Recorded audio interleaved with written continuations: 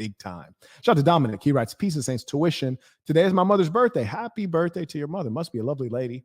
And it drives me to work even harder to build something truly great, not just for myself, but to give back to those who have supported me, including yourself.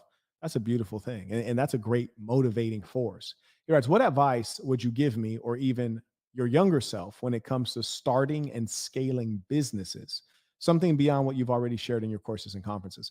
Number one, I would say that you're going to be successful, which is to say there's no need to be fearful because you're going to win. Like you're going to win. That's number one. You operate with a different spirit and a different intensity and a different comfort, like stress-free when you know you're going to win. So that's number one, you're going to win. Then the second thing I would say is remove all vice. When you are living a life devoid of vice, it's so much easier to win. If you don't drink, you have extra money. If you don't drink, you never get a DUI, you never get tickets, you never wake up with a hangover and lose hours of productivity. If you don't have vices, you're not laying down with filthy women. You don't end up in the clinic. You don't end up with baby mama drama. You don't end up getting your tires slashed. When you don't have vice, you don't end up with less money than you could use because you gambled it all away, or you did something frivolous with it because you're not thrifty. So remove all vice, which is the most challenging thing to young men. Young men have very high active libido. They have a lack of experience and wisdom, so they're more prone to make foolish decisions. They're capricious. So live without vice. Number one, you're going to win. Number two, live without vice. Number three, specializing is the key. Pick one product, get really good at the product, pick it in an industry that is future oriented, establish a quality product, and then move on to establishing a strong brand. Scale it until you saturated the market, which will probably never happen. What do I mean? For example, I had one student who I will not name, who has he's done maybe 5 products. He's done maybe 5 products. He had one product that was very successful, and then he started another product. Don't do that. When you get that one product that's very successful, that is called a W. You won. You won. Why are you still creating new products? What he should have done at that point is figured out, okay, this thing is selling. How do I make sure that everyone that I meet or I would ever see has this product? How do I make sure that everyone in America has this product? How do I make sure that everyone in the world has this product? People love it. How do I make them love it more? But instead of doing that, instead of getting obsessed with that one great product that people love and are buying, he started a new product. Simplicity and oneness. Focus on one product. Saturate the market with it. Get really good at that. And when you do, you're going to become a specialist. And when you have specialized skills and knowledge, you're going to find that your value as a human being, as a business person, will let you do other things that are unrelated to that product at some point. I'll give you an example of what I mean. In my software business, which if I could do it all again, I would not run such a complex software business. We had software on mobile, so we were native on mobile. We had web applications, consumer facing our team and facing school administration. Then we had hardware. And eventually I actually had to create a freaking factory abroad, manufacture my own hardware devices, and have the firmware programmed on site and then send them off to our end users. It was extremely complex.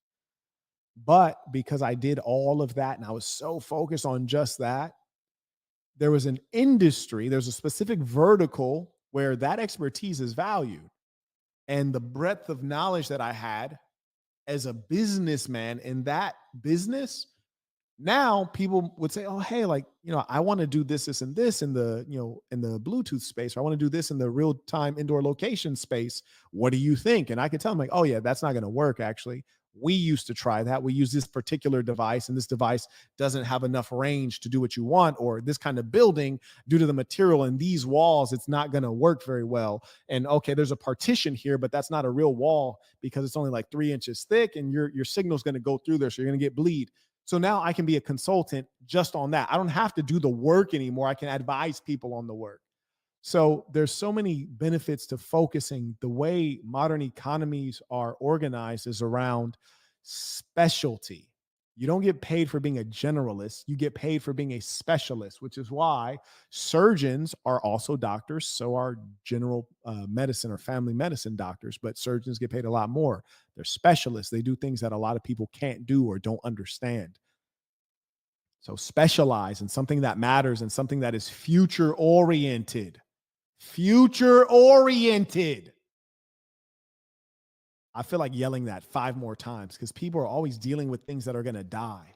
For example, lip balm, never going to die. You guys are going to have dry lips every day. Okay, cool. So there's that. But then, so this is not going anywhere.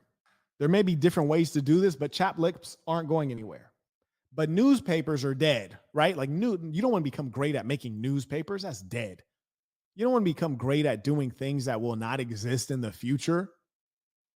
So you should be asking yourself, what's relevant today? What's relevant tomorrow? What's here today, but it'll probably be gone tomorrow? Let me avoid that. The things that are going to be important tomorrow, you want to ask yourself, can I actually get in that game specifically? So for example, getting internet to all the peoples in the various, far reaches of the earth is going to be increasingly a growing business. Starlink is in there right now. There's also a major Chinese competitor. So getting internet to people who are in rural Africa, rural India, remote parts of Europe, remote parts of fill in the blank place. Okay, cool. So that's an important business. Then I would ask myself, am I sophisticated enough to deal with satellites and all the things that are necessary to do that business? No. Okay. Well, if I'm not, then I should probably try to figure out how can I be an accessory to that business? How can I create accessories for that business? If Starlink requires you to have this little mini satellite thing and you might have to travel with it, how can I create the best hard case for that satellite? Or how can I create a soft case that you actually don't have to take the satellite out? How can I make things waterproof? How can I create something that supports that future oriented business? Do you understand? If I can't do the actual internet, how can I create a product that supports that internet? Or how can I, call up Starlink and say, hey guys, I've had Starlink and I called your customer service and it's terrible.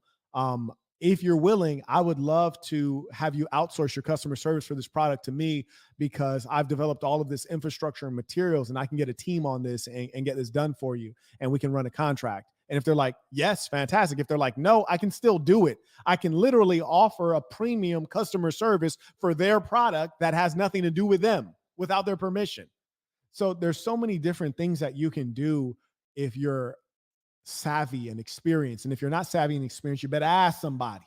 You better ask somebody. And one thing I want to let people know is I speak about passion with regards to entrepreneurship and business, but it's deeper than that. Sometimes we hear things and we get half the story. Or what's worse is because human beings are very narcissistic and self-absorbed and we can't see past our nose often, we don't tell you the whole story. So it would be dishonest, not intentionally, but it would be dishonest for someone in my position to say, oh, just do what you're passionate about. Well, I can do what I'm passionate about at this stage because I'm established. If I was 19 or hell, 12, 13, 14, 15, 16, 17, 18, 19, 20, 21, 22, 23, 24, 25, I would not say do what you're passionate about. I would say do what others are passionate about you doing for them. Not what you're passionate about, but what others are passionate about you doing for them, which is to say, do what pays. Do what pays. Not what you want to do. You get to do what you want to do when you become a boss. That's why I have Boss University. When you become a boss, then you do what you want to do. But before that, when you're a peon, best thing you can do is recognize, hey, I'm a peon. Let me work my way out of that. You can never work your way out of being a peon if you don't realize you're a peon, because you'd be deluded walking around thinking you're something that you're not. You won't have the humility to work hard. You won't have the humility to show up on time. You won't have the humility to take orders.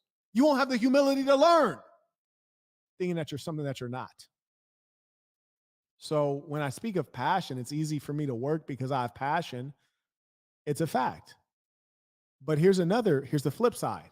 When I was doing things I wasn't passionate about, it was easy to work because I was hungry. I was starving for the many, many things I didn't have that I thought I should have.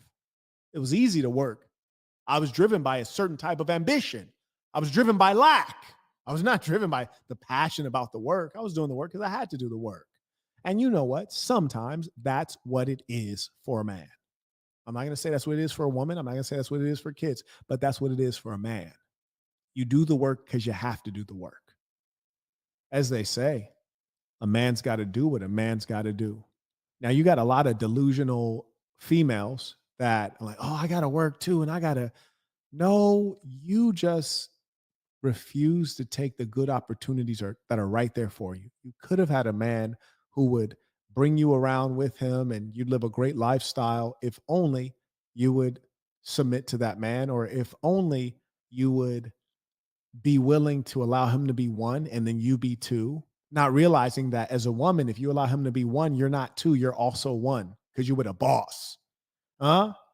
So now you're living in a backward way, struggling. You don't have to embrace that struggle as a woman. You're lying. You're lying. Each and every one of you, you're lying. I'm not saying don't be an entrepreneur. I recommend it. Do it. Have fun with it. But you don't have to. If you ever feel like you have to do that as a woman, that's because you refuse to find a good man and follow his program. But as a man, let me tell you this, you have to work. That's not something I said. That's what the Lord said. You have to work. Yes, you were cast out of the garden where they had all of the foods and fruits growing freely, and you were consigned to toiling and scratching for your existence. You have to work. And here's a thing that disgusts me on a consistent basis when people are like, hey, Marquett, how do I create passive income? Oh, you're trying to say, hey, Marquett, how do I get money without doing anything? That's what you're saying. That's exciting. So you're saying, how do I go from being a wage slave to getting money without doing anything? That's what you're trying to ask. Like, do you realize there's a whole bunch of things in the middle? You're going from a wage slave. Why don't you figure out, how do I go from a wage slave to self-employed? Then go from self-employed to the leader of a corporation, which is to say a system where others work for me. You're still gonna have to work and then use some of my capital to create passive income opportunities, which you'll still have to do a little bit of work. And then how do I multiply those passive income opportunities such that I've increased income significantly, reduced work significantly? And then how do I take a little bit of that capital and put it into other asset classes where I start making money on interest, because I have so much money in there, just the interest alone is paying me $15,000 a month. And then I don't have to work. How about you get your up that ladder instead of trying to jump to the top of it? Damn near makes me mad, you lazy rascals. Okay, he writes, haven't heard someone say nincompoop in about 10 years, bro. Exactly. I'm just trying to stay creative with these insults, man. You know, just trying to stay creative out here, because it's not about what you do. It's about how you do it. You know, there's many ways you can slap someone in the face, but I just try to do it in the most elegant of ways. You know, I could just call these people dumb. I just call them a nincompoop. Just switch it up on them, catch them off guard.